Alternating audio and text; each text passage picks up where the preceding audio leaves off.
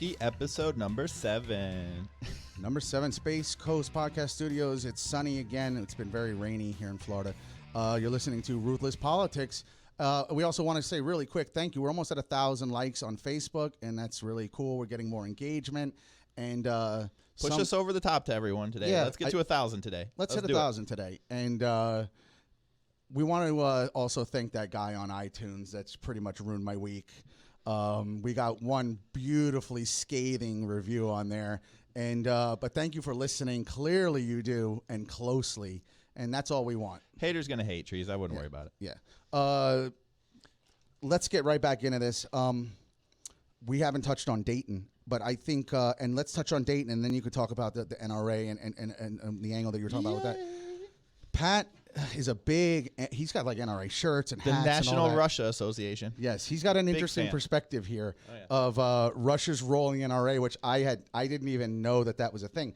But we're going to hear about that. And then he'll lick the boots of the guy on CNN or something like that guy said. Yeah, but he said I had TDS, Trump derangement syndrome. TDS. Yes. Yes. A lot of people seem to have that. So here's the thing: the other shooting we want to get into is happened right after a whole completely different set of circumstances. Was in Dayton, Ohio, and his name was Connor Betts. Now Connor Betts was a very this was an interesting. Connor, was he white? Connor was white. Connor was white. Jimmy Connors was white too, and a hell of a tennis player. But so here's the thing. Yes, folks, there is a proliferation. It seems that you're seeing that these are young, disenfranchised white kids. But this guy was completely different than Crucius, and this is what makes this very fascinating. Political ideology different. This was the bully. So how about this? Connor Betts. Here's what I learned about him. He had a much more active social media. His Twitter referred to him as he, him. He used the proper pronoun. Very fascinating. He made sure that you knew that he was a he, him. He's into anime. He's a metalhead. He's a leftist. And he's going to hell and not coming back. So interesting. He talked about cutting the fences and slicing ISIS tires. He actually had a kill list for the guys at high school and a rape list for the girls in high school. He put it in the bathroom, and then he was sending it to the girls to intimidate them. This guy was actually on the radar. This is what makes this scary about this guy. The police had already been talked to about his list, that he was violent. He was known as a bully in school. People stayed away from him because they were afraid of him. Open Satanist. In his pictures, he's got a big patch that says against all gods instead of against all odds, which is from a satanic clothing company. He's open Satanist. A lot of signs with this guy. Very nuts. As we know, he goes to Dayton. He kills his sister. We haven't heard anything about that motive or how that happened, but the sister and a friend of hers accompanied him to drive to this nightclub area. And she was one of the first people murdered, which is also very odd. We're not hearing too much about why that was. He had a .223 rifle, 100-round. Now, here's what you're talking about with the banning. He had 100-round drums, almost like a Tommy gun, like, you know, that snap kind of thing that you do.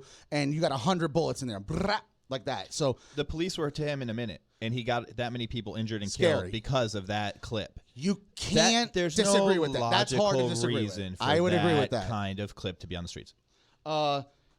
Interesting difference also with this whole thing. Again, immediate surveillance on Dayton. We've gotten the gun. We don't have the gun in El Paso. We've got a lot of surveillance. The only thing we have from this is what people did with their phones. No surveillance footage of this kid. We have the one photo. I think you've seen it in the Walmart. He's got the gun, and it's a still photo.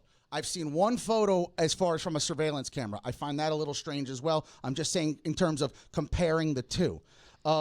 He was an Antifa supporter, Connor Betts. He said he was a leftist. There was a picture on his Twitter of Kamala Harris and Elizabeth Warren, and he said, and they were like, possible ticket, and he was like, I'm not a big Kamala fan because she's a former cop, prosecutor, I guess is what he means, but Elizabeth Warren I like, and apparently that's who he was supporting. Interesting, she's not being told to denounce Connor Betts. I find that here's part of the problem also, Pat. This is why people are angry too, what's happening. You've politicized Crucius, Trump, immigration. Connor Betts, Antifa lover, leftist, echoed Alexandria Ocasio-Cortez on all of her thoughts on ICE, and supports Elizabeth Warren. No denouncement, no talk about it. Do you at least notice the difference? Well, yeah, you have to understand we're in a polarized environment. Just like you said, it's a polarized country. So there's going to be shooters on both sides, folks, and there's going to be a lot of shooters on both sides because we have what's a powder keg in this country. We have tons of weapons, right? Even I'll give Trump a little credit. We have very violent video games that are teaching these kids tactical skills young. Desensitizing. They have been raised in a mass shooter environment. They're trained against the shootings. They're scared of the shootings. The shootings are in the news. Their parents are in the shootings. So a child or a young person or a teenager knows that they can inflict a lot of harm with this. And I guess if you're a very disturbed teenager or a very upset teenager and you want to inflict a lot of harm, this is now part of the things you can think of. It's not like when we grew up where you're like, okay, I could run away, or maybe I could do some drugs, or like maybe I could steal something, or I could throw a party. We had limited options, I guess, to how we could really raise a ruckus or get in trouble, or if we felt disenfranchised, or we could get in a fight or something, I guess. But nowadays, the mass shooting thing is just, it's built in. It's part of the national fabric now. So, do you know why the video games are getting blamed? It's two reasons only. And well, because they're a scapegoat. Well, it's a scapegoat. Well, they did it with music too, but it's not a total scapegoat. I'm going to tell you why. There's two legitimate reasons why this is has to be at least entertained as an idea, and it's very simple, and I don't see how anyone can disagree with this. And if you disagree, you don't know anyone that plays these games. There's two very, very simple reasons why this is happening. Remember the guy that Facebook lived himself was a big video game player, where he was showing it to you from the POV angle. That was the first time we ever saw that. We haven't seen that since. You know, there that was also into that. a guy who stole a plane. He stole a plane recently. He was doing giant loops with a plane he had stolen. He just worked at the airport and he stole this plane. And when they got him on the radio, they're like, "What are you doing, dude?" And they're like, "You have no flight experience. What are you doing in this plane?" Like, and yes, he goes, "Yes, I do. I've played some video games." And he was able to get a plane off the ground. Yeah, and he actually flied the plane pretty well. And then he it. actually crash landed it intentionally and killed himself. It was a horrible story, but he bragged that he was good at video games, and that's how he could fly the plane. Here's the two problems with the video games you have to entertain. Number one, the kids that play a long time. Call of Duty, these specific kind of military style. Here's the problem. You get good at it. You get good at it, and you believe you can do this in real life, because if you've done this in repetition, like shooting free throws, you're going to get good at this. That's number one. So you start to believe you're good at this. Matter of fact, they rank people, right? Yeah. So there's a ranking of how good you are at killing people in this game.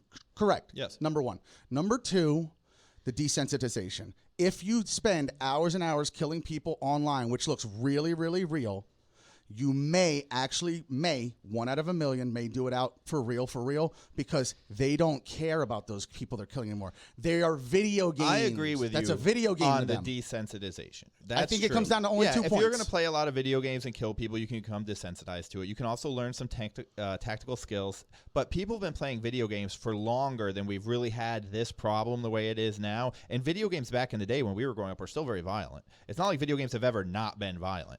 So video games have always been violent. They're a little bit better now. Dig Dug?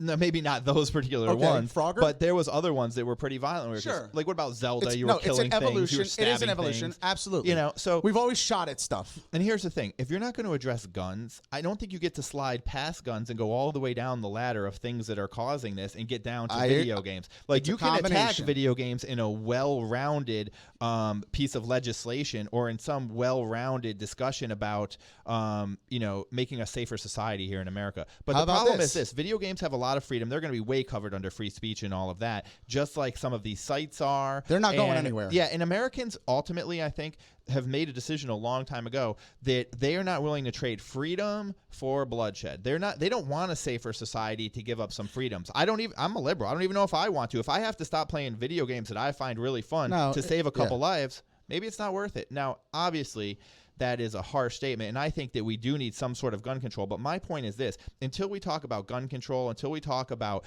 raising the age to buy these guns, restricting some of these magazines, who needs 200 rounds to shoot deer? Right. I've never seen somebody take out 100 deer in a quick hunting round. You know what I'm saying?